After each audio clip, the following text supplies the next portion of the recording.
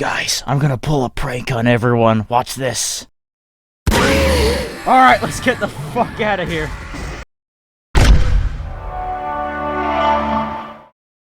Alright, episode 2 of the Anti-Human Devlog.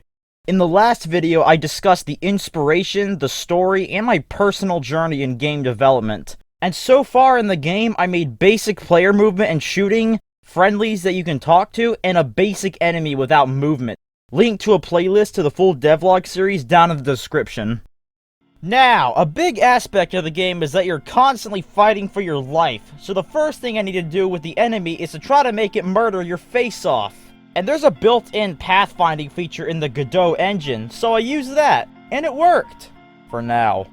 I planned for all the different enemy types to have different behaviors, but for now, I made a basic aggressive enemy that constantly makes a straight beeline towards you. Like, this punching bag wants to straight up kill you. Could you imagine being chased by a killer punching bag? That'd be terrifying. Like, it got sick of being punched so much and wants to get revenge on you. Thankfully, killer punching bags aren't actually real. Right? The punching bag can't actually kill you just yet, because it doesn't even have any attacks. So what I did was I made the first real enemy in the game, the Cursed. And you know what? I'm gonna have to get into real pixel art to do the real textures later on in development anyways, so I made a beta version of the enemy sprite. And I want the game to have a realistic art style, so the player and most of the enemies have this tall, upright stature. You know, like humans. I designed this thing, which kind of looks like a killer robot, but whatever. I made a basic skeleton for it. And then I added more details, and boom! It's ugly as hell, and it doesn't even look like what I want the final product to be like, but it'll do for now. And having these basic sprites mean that I can have more of a focus on giving each enemy a distinct look and a distinct silhouette. I made something similar to the player, though I made the arms separate from the player so they can move independently while you're pointing the gun. Oh, and while I'm on the topic of sprites, I also made a thumbnail image for the enemy's ID, but I ended up not liking the first one you see in some of the footage, so I ended up changing it. The first enemy is the Cursed. The Cursed is a basic, aggressive, zombie-like enemy, but that doesn't mean they're pathetic cannon fodder. They run really fast, faster than the player in fact, and they deal a lot of damage, a fifth of your entire health bar. They're pretty powerful in groups, and they can mess you up if you're not careful, even on their own. This is offset by their low health. They can be killed in 2 revolver shots, and it'll be even easier to take them down when I introduce more powerful weapons later on. I didn't give them their own attack animation, so I just used the player's axe animation, though I modified it to have a delay before they swing, so you have a split second to get out of the way. Oh, and speaking of the axe, I did change it a bit where the first 3 attacks stun the enemy, and the final attack knocks them back. So they're pretty much defenseless for the whole combo, and it was pretty overpowered with how you can back up into a wall, swing wildly, and clear entire hordes of Cursed. The thing is, I wanted the enemy AI in this game to be pretty smart, at least smarter than most shooter enemies, and I thought a good way to start with smarter AI is to have enemies avoid your axe while you're swinging it. I went to work on that, but while I was working on it, I started to realize the flaws of Godot's built-in pathfinding system. There was a lot of jitter, jankiness, and bugs with it, and apparently the problem isn't because I'm stupid, for once. And it might come from the feature being fairly new and unstable, but it's said that it will be improved if Godot 4.0 comes out. Anyhow, I redid the AI and used an A-star algorithm for the pathfinding instead. And although it has a grid-based feel to it, it was much better and much easier to add temporary obstacles like the axe's avoidance wave.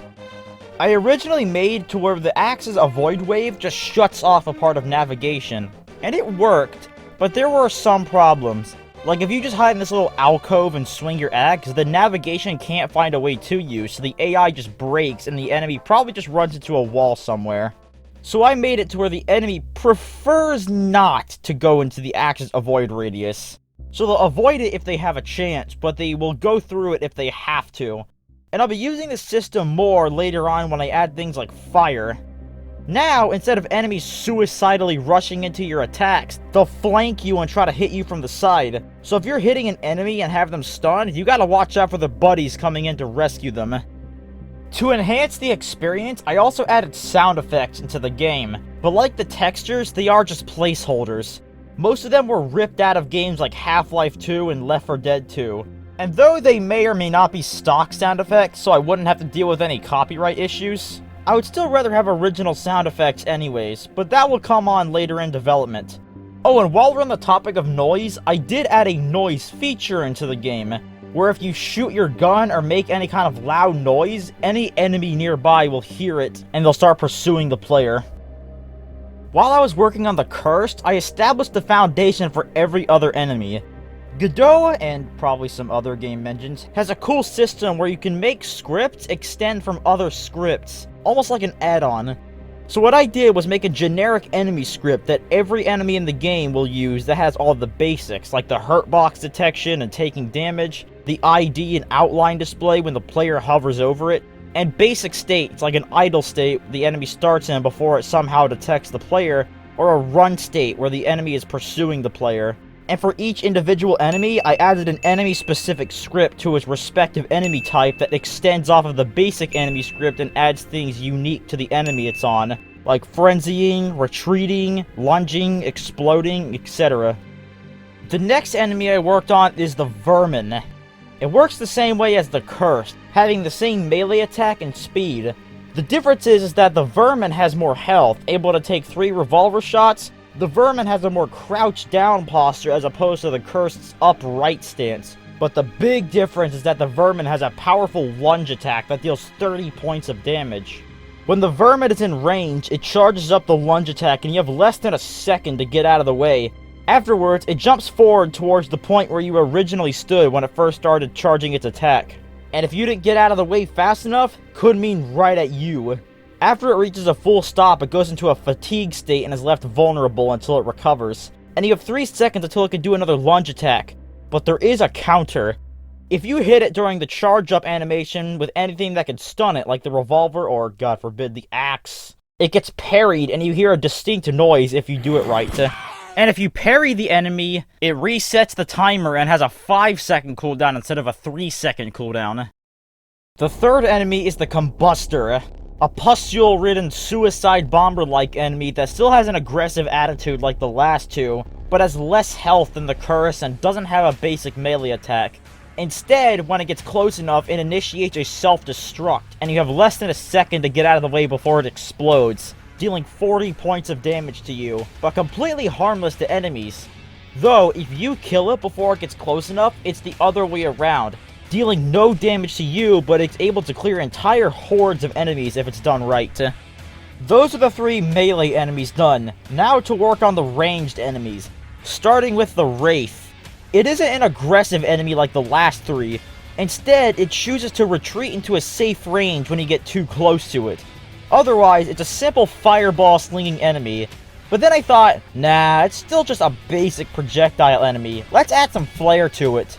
Remember Thunder Thrower for the first episode, where you fire this bouncing ball projectile? Now the enemy has that, so you might have to dodge the same projectile twice. And if there's multiple Wraiths on a battlefield, it's like playing dodgeball from hell. The second ranged enemy is the Cyclops. Instead of being a projectile enemy like the Wraith, it's instead a hit scan enemy. When it gets in range, it tracks you with its laser that you can see here, then it locks on for a second and that's your chance to move out of the way before it fires for real. Simple, but wait, there's more. Unlike the Wraith, who runs away like a wuss when you get too close, the Cyclops instead goes into a frenzy and acts like a basic melee enemy, relentlessly pursuing the player and going for melee attacks. But it is much slower than other enemies like the Cursed or Vermin. So if you run out of its range, either by going far enough away or going behind cover, it goes back into its normal mode where it tries to go for laser shots. Now we have 1 enemy left, and I wanted to save the biggest and baddest for lastest. The Filth. A giant mini-boss-like enemy which acts like a tank for the enemies, having high health, high immunity to stun and knockback, and tremendously high damage, dealing 60 points of damage and knocking the player back a long distance. So 2 hits and you're dead. This is offset by its low speed, both in running and attacking. Hell, if you're ballsy, then you can even attack it with the melee and dodge each attack. but there is barely any room for error, so watch out. Now, with all of that, there is only one thing left to do, and that is to have a big battle between all the enemies.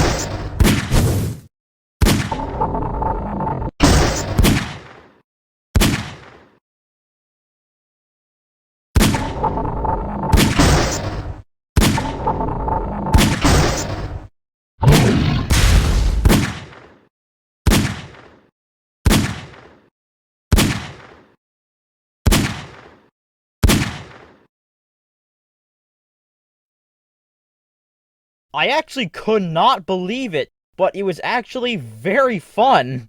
And I might be biased because it is my own creation, but I did that exact same thing when I made my Left 4 Dead 2 map, and people loved that. So maybe if I have fun with it, most people would. And not only was it very fun to dodge all the attacks while firing back, but it was also fairly challenging for me, and I did die a few times, which is fine. I want this game to be challenging. This is great! Just 2 episodes and I already have a fun, functioning game. But that was just while I have this basic revolver. What's the point of all these bad guys when you only have one gun to shoot them with? In the next episode, I'll be working on the different guns in the game, so stick around for that if you're interested. If you like this video and want to see more content, don't like and subscribe. If you're a real fan of this channel, show your devotion by sending me one of your kidneys. P.O. Box address will be in the description below. No it's not. Please don't send me your kidneys. I don't want them. I'm more of a spleen man myself.